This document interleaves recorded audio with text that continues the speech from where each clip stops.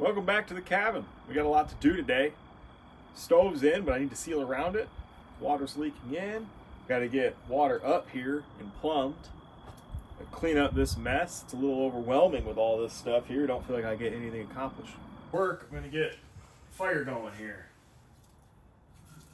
And I'm going to use the upside down fire method that you see in the Nordic countries, because this is a Nordic stove. I think it'll do it. Well, I guess if I didn't think this would work, I'd do something different.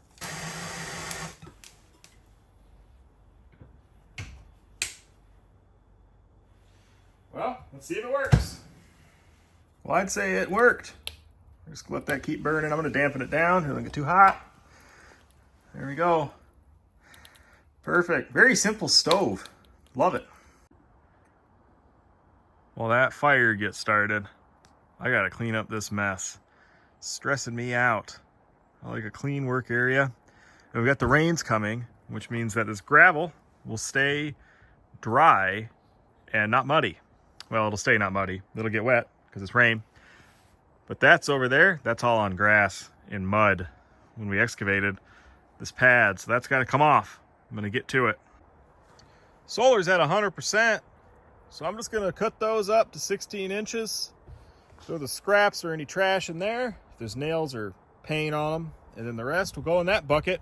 Choo-choo!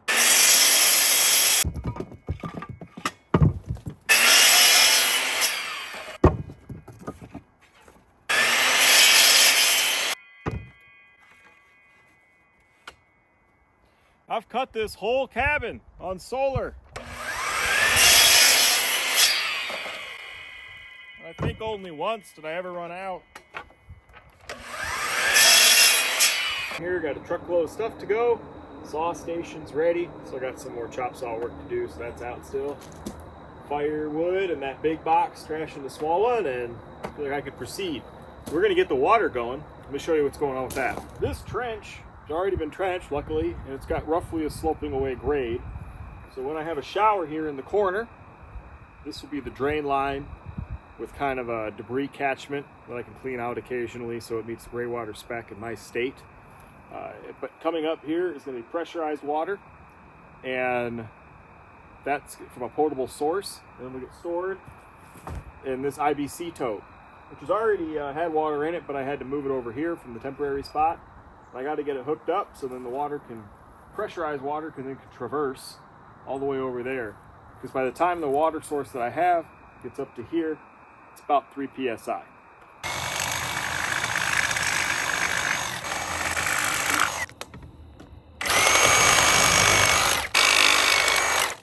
What?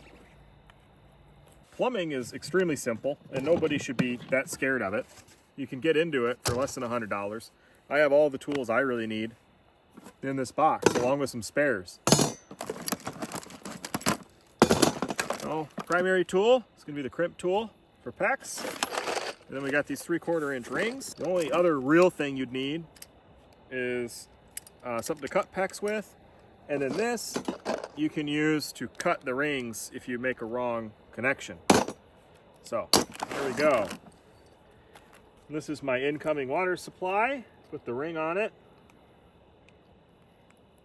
Put that piece in right there. Here's the hardest part. Getting this to stay up. Well, you get this on there. And you take this. Oh, see, look at me. Yep, can't do it. Okay. You got a comment. You got a trick. Put it in the comments. Then, crimp. There you go. You've made a connection. This one's a little bit high. It's going in the dirt. I'm not worried about it. Honestly, you'd want to see about 1/8 inch on the edge of the red here, but it's okay. All right, then this one comes in. My next one. This goes there. Boom. This comes in right here. Oop. Get it back. Get it on.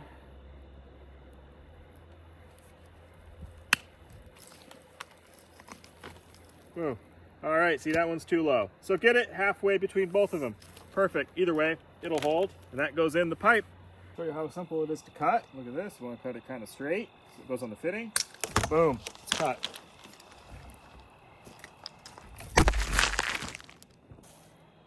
Now I need my IBC tote. Simplest way to move these is to walk them.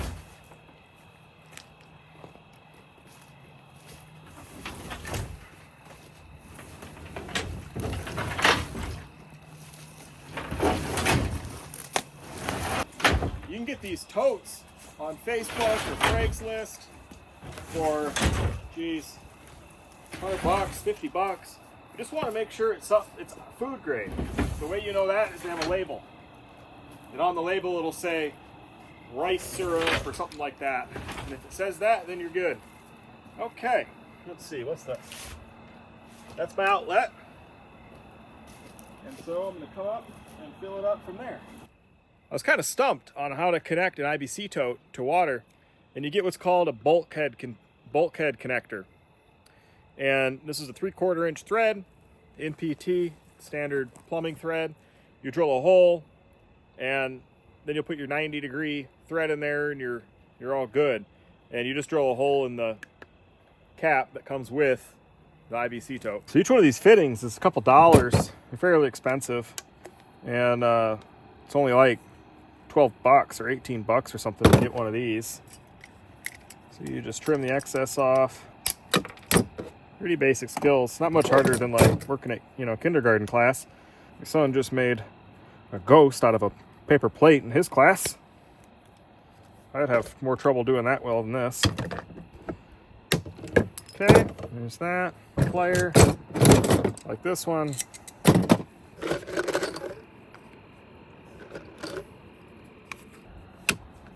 Just like that, we got what we need, basically. You can see, got our cap, bulkhead connector, 3/4 inch NPT connector, the 90, a shutoff valve, a little cheap one. This will all be hidden under the green tarp thing. And then we need to come out and go to a 90. So let's do that. But do you do your own plumbing? If you do, subscribe so you can tell me more about it on all my videos that I mess up. If you don't, subscribe so you can learn something. Even if it's how not to do it. Ugh, the bug on my shirt. Boo. Alright, tighten in a minute. This will be enough for sure. Yep, that'll be too much. Yeah, right there. A little too much. Let's cut that. Put her back. It's a termite breeding season or something. So I keep getting termites landing on me. We're in forestry land and there's tons of dead wood on the ground, and we have soggy soil in general. So soggy wet wood and soggy dirt. It's termite heaven. Luckily they don't get the house, but all these stumps, and then they fly around for about 2 months, it seems like. September, October, just everywhere you go, there's termites. Makes me wonder what they do with the fly fishing. Okay. If it is good fly fishing.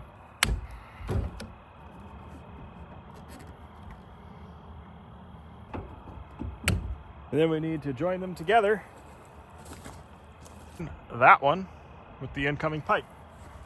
I don't have a cold climate, so I don't really have to worry about freezing. I'll probably put a little bit of something on here to help, but yeah, freezing's not really an issue where I'm at. There we go. Good. Okay, you can see we've got incoming water. It's not hot, the PEX is just red. It goes up into the tank, and it'll come out here this way. I'm going to connect that.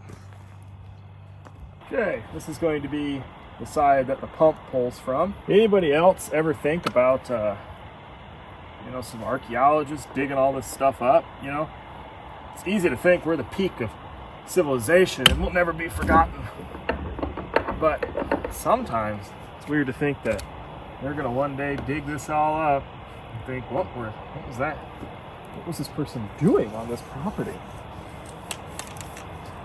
We know he was burning wood, We know he built something. We know he had water to it. All that stuff. How many families, you know? Yeah. They might think that this was a ritual camp because they don't have a good explanation. And they just say everything is a ritual. But maybe they'll have hard drives and they'll see this video. And it'll be a award-winning archaeological site someday. 48,000 years. Okay. Put that in the ground. Good. Perfect. Pick up my trash. I don't want the archaeologists to think I'm lazy. Well, it's ugly right now, but it's going to get tied up. So now it's going to go over under the cabin. And under the cabin is where, or at least behind the cabin, is where it will connect to the pump.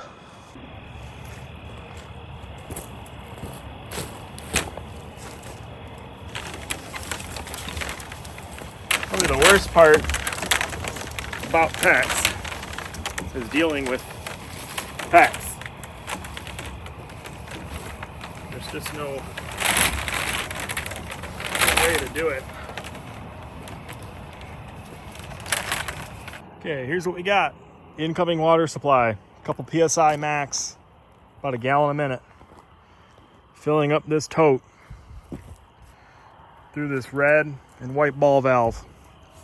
Then it comes out of this connection, flows to the cabin, goes to the sink wherever I need to go it. This is going to be the return line, which will connect back here to this old PVC pipe I stole out of my well about a year ago.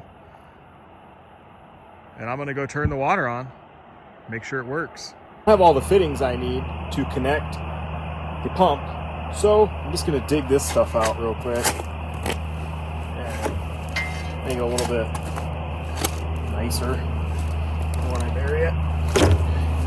So this is my return line from the sink and maybe the shower, I don't know. There's all these old blackberry brambles in here.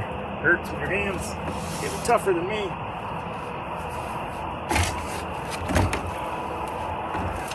All right, yeah, I can dig it. Okay, we can bury this part here.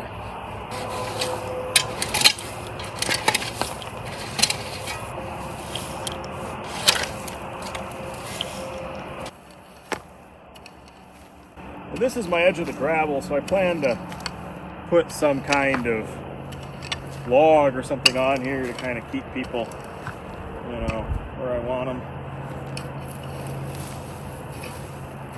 Delineate the grass from the gravel.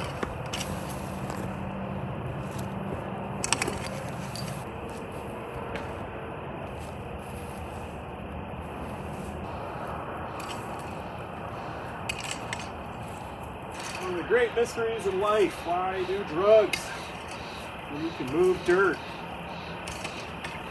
Poor man's therapy here. I think there's a big overlap of people who move dirt for a living and those who use illicit drugs to deal with their lives. Well, I really like it. I would do it more. See, it's hard to make a living moving dirt. Used to install irrigation. I think that was the happiest job I ever had. Busy all day, just listening to tunes. Eat whatever you wanted. If you're working hard.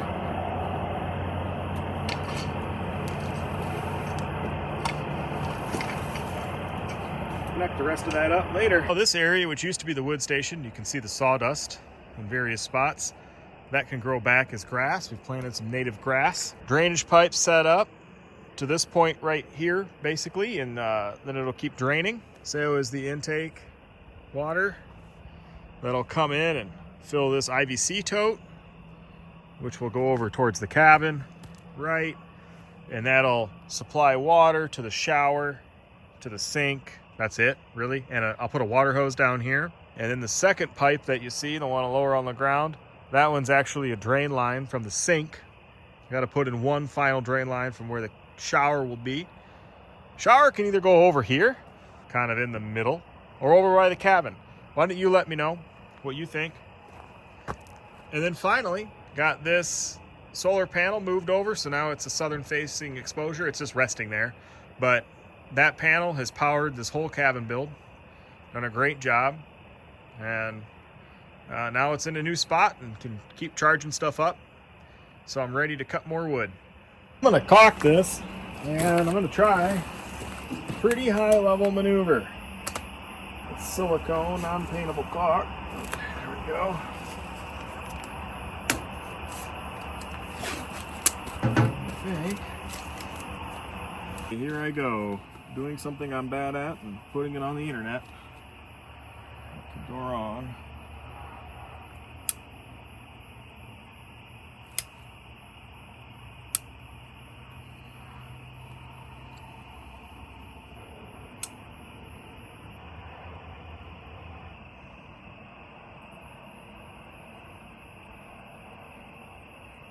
Peel.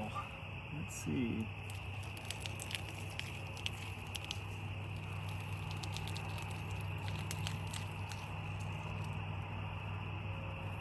Excellent. Looks really good, actually. Amazing. Amazing.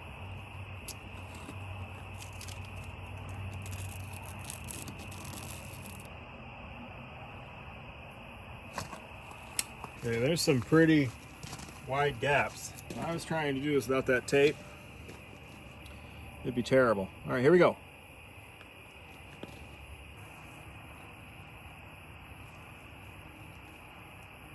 A little bit hexagonal, but that's all right.